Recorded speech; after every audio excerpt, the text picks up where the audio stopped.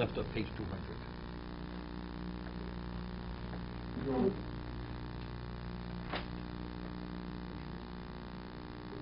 We're holding Yud.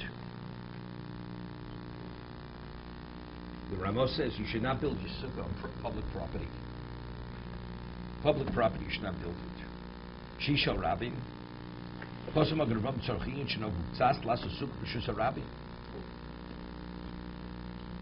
He says, the Muslim has difficulty. You see, people, they behave this way. They build a sukkah on public domain. He says, maybe say, well, Jews, they understand, everybody understands you need a location for the sukkah. People are willing to look away. You live in the Jewish community. But he says, what about the non-Jew? It's an infringement on the non-Jew's rights.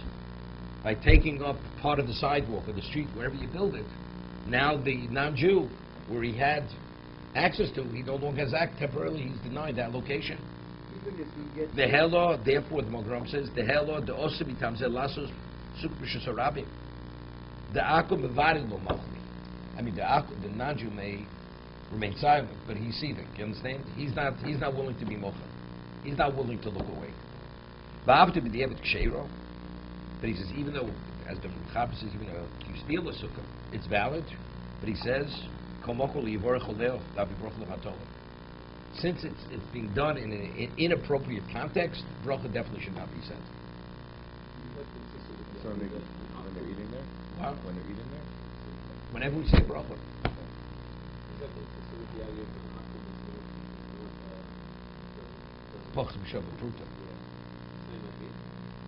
That's when you take something where you have no right to take it. No. Here we say no. It's not necessarily because of that. Let's say the infringement is more than a penny. It's a serious infringement. The Jew says, look, we all need a sukkah. We understand. When we say that a Jew is mocha post mishov pruto, a Jew lets go more easily. Here we're saying no, because the Jew understands its value, therefore he's willing to look away. The guy is not willing to look away. Why should he look away? You have no right to take what you're taking from me. The bracha of the bracha of atol havi. The Rabbi says no. You say a bracha is not a bracha of atol. Not mitzvah b'avera. If you steal, it's called you're being yotzid mitzvah with stolen property. It's not. If kakein zealous, if you're not able to steal fixed property, see, we're not talking about you're doing something wrong.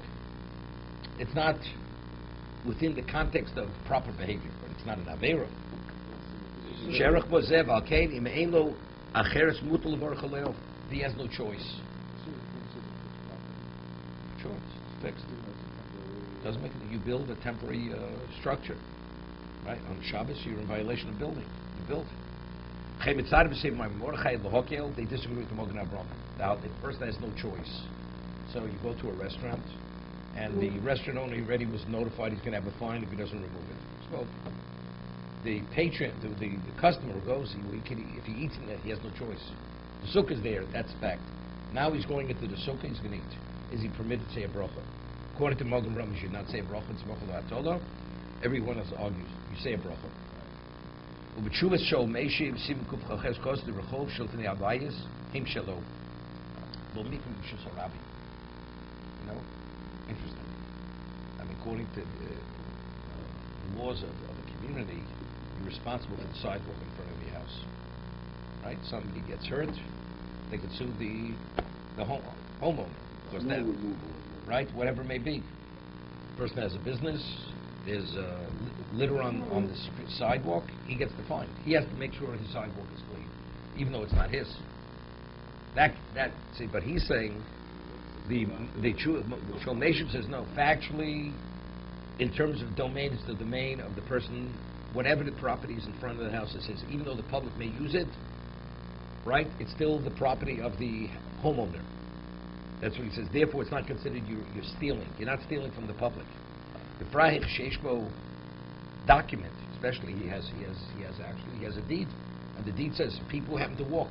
Somebody cuts across your backyard, and sukkahs, you build a sukkah, they don't have that easement to go through. They're upset. You know, we have to walk around to go to shul now. We can't go through your backyard. I mean, initially you never even asked permission to go through my backyard, but now it's become like it's a public thoroughfare. What? understand. But he says, since you have a document indicating that you actually own the property, Misaro Ir Sheish Lam Reshus Lasos Eruvin Succos. He says, in the communities, they get permission from the town supervisor, mayor, that they can build an eruv, they can build suk ein fakfix. If you have permission, that you're permitted to do it, it's not a problem. It's not even Bamidbar halacha. One of the reasons why it might not be in the Torah is that the Yezel and the Sukkah are not so. No. The Mechaber says, because karka ain't karka nixelis. It's a shulchan aruch. So that's even the karka is not nixelis, nevertheless, because it's so wrong, would that considered a bracha levatol? If you build it in the middle of the road, What? Fixed property cannot be stolen. Because as he says, stealing is always you take something out of the domain of the owner. He took the owner away from his domain. So in terms of, did you violate the law of stealing? The answer is no. But are you doing something right? You're doing something definitely wrong. It's unacceptable. So is that enough to cause it to be a bracha levatol? Magen Avraham says yes. The others all argue. If you have no choice and the sukkah is there already, they're not saying you should build a sukkah there. You're permitted to say bracha in that sukkah. I think if you're building a sukkah in front of the school,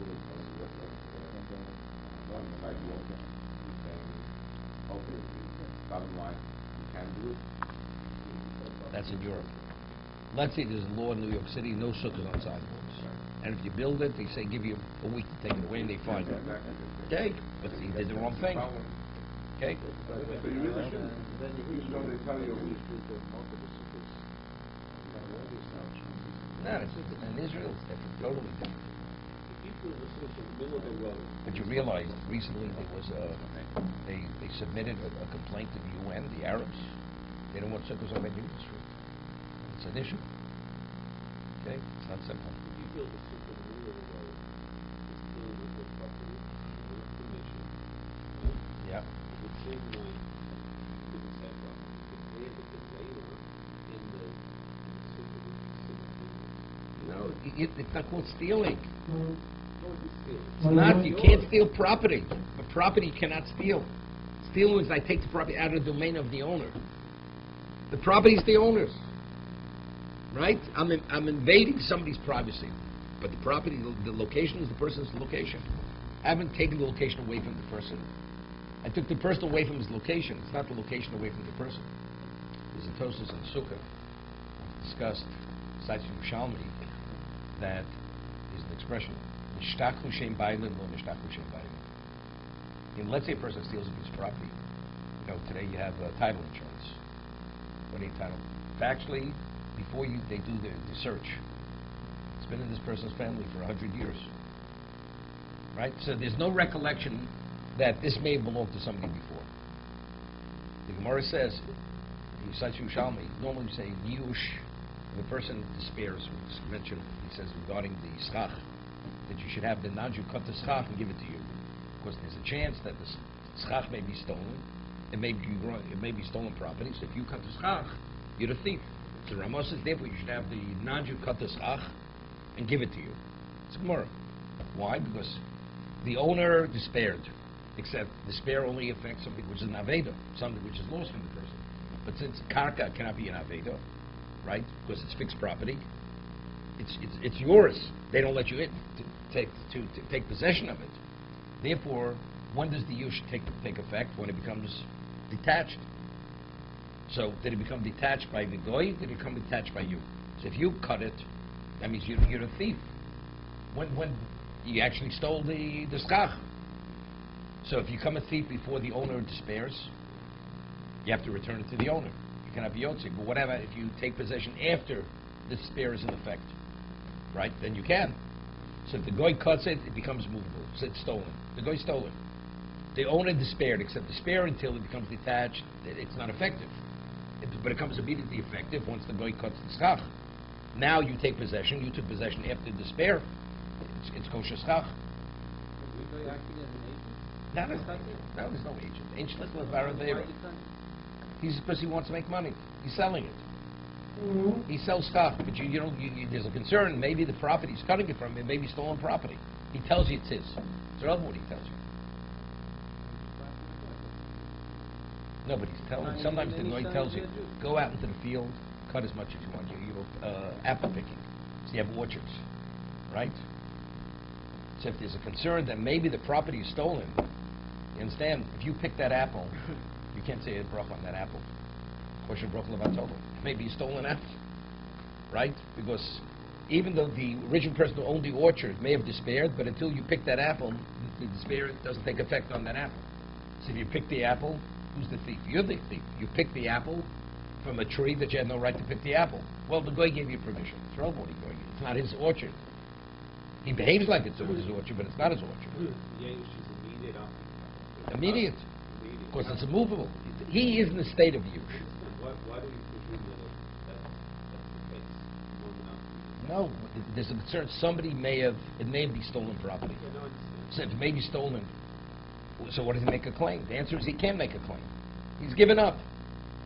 So that means he despairs. Right. No.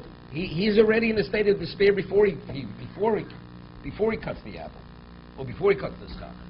Now he cuts it. So now it's an aveda. Now it's called gzela. Gzela, but what preceded what? The years before the act of stealing, it didn't take effect. So when does it take effect? After he steals. But it's too late already. You can't benefit from that despair.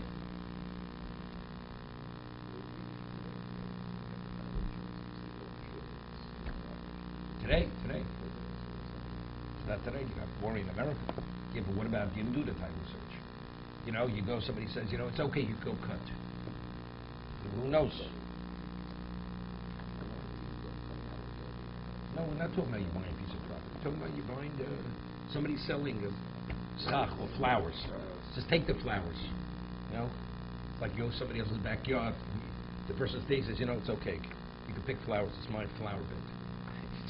It's somebody else. It's not even his.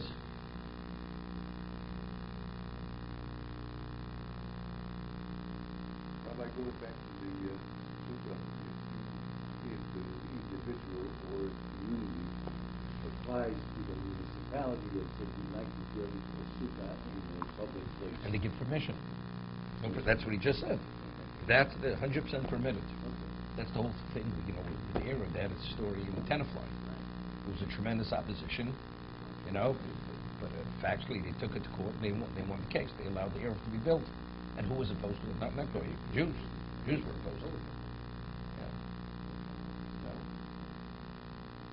It's like the person who wears his talus under his coat. And the tzitzis don't even stick out, but I know you're wearing the talus under your coat. Okay?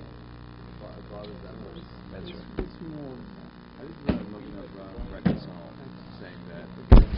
How do you say it's a bracha on at the same time as being Yotze? It says the Yotze b'diavad, so it's only Yotze, then the bracha doesn't count.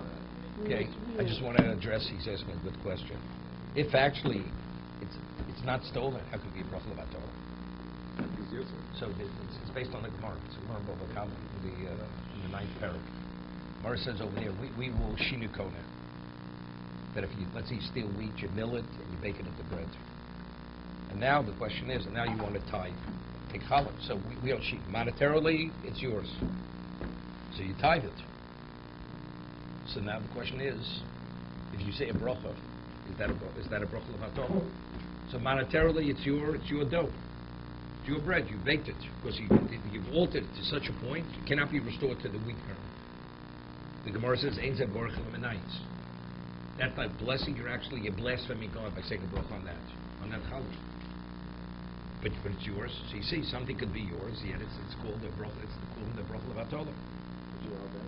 It's yours for liability. No, not yours for liability. It's yours 100%. You say, I'm a Faraid mukadeshesly. You marry a woman with that, she's married. It's your bread. There's also things which are yours for liability. We're not talking about that. That's chometz. We're not talking about that. Like what? What's yours for liability? Barbish Rabbi and chometz b'Pesach. Those are the two things you have. So what would be mafresh challah and no bracha? There? Yeah, mafresh challah without bracha. How does that work? If it's yours, why not say Because it's the source, it's stolen. What do you have dough today? Doesn't make a difference. So can you But read that's a question. that? That's a question.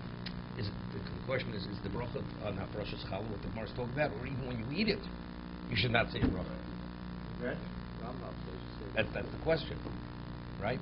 So the idea is it's important, it's well inherent, it's important, it's well That's The it. Zohar doesn't- Even though it's not doesn't called appreciate stolen, that. see, you could differentiate. There, it was stolen.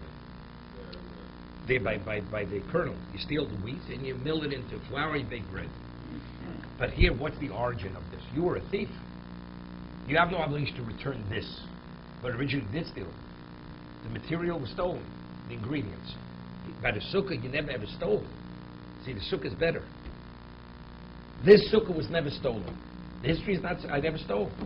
So maybe over there you could say the Gemara. That's why they disagreed. Right. Because otherwise, how do they reconcile the Gemara? The Gemara says it's in Baruch Halamanite. So evidently, because there originally, you only came to this level, to this because initially you stole. Why do I have this? Because originally I stole. Therefore, the bracha is totally inappropriate. Here, I never stole. Did I act properly? I didn't act properly, but I was never a thief.